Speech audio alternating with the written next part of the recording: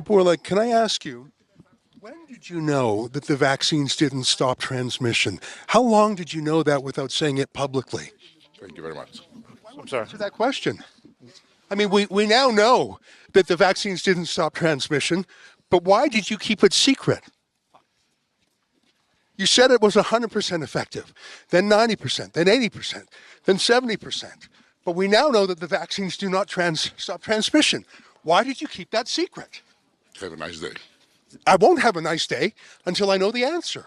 Why did you keep it a secret that your vaccine did not stop transmission? Is it time to apologise to the world, sir? To give refunds back to the countries that poured all their money into your vaccine that doesn't work, your ineffective vaccine? Yeah, you have a little bit around. Are you not ashamed of what you've done in the last couple of years? Do you have any apologies to the public, sir?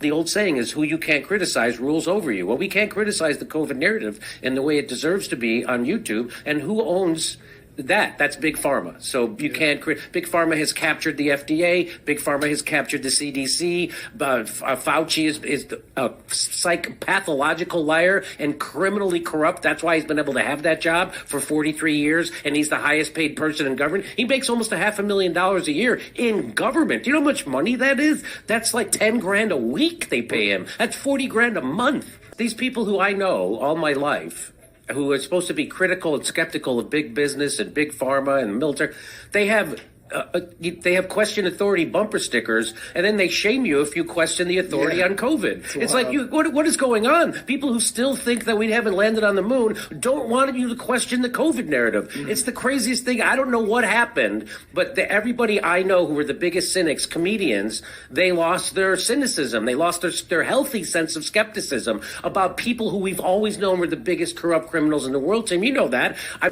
They made $100 billion off of COVID. That's it. One company, Pfizer, made $100 billion off of COVID. Do you know how much the entire recorded music industry makes in the United States? $12 billion a year. $12 billion. Every record, everything. That's how much they made off of one COVID. So do you know what kind of power that gives you? That gives you the power to buy every person in the media, which they did. They bought everybody in the government, which they did. They just got in California, which is super majority Democrat with a Democrat governor. They passed a law telling doctors they're not allowed to practice medicine that goes against what Big Pharma says when it comes to COVID. And if they do, they're going to get fined. So they're taking the ability to practice medicine away from doctors because they're so corrupted.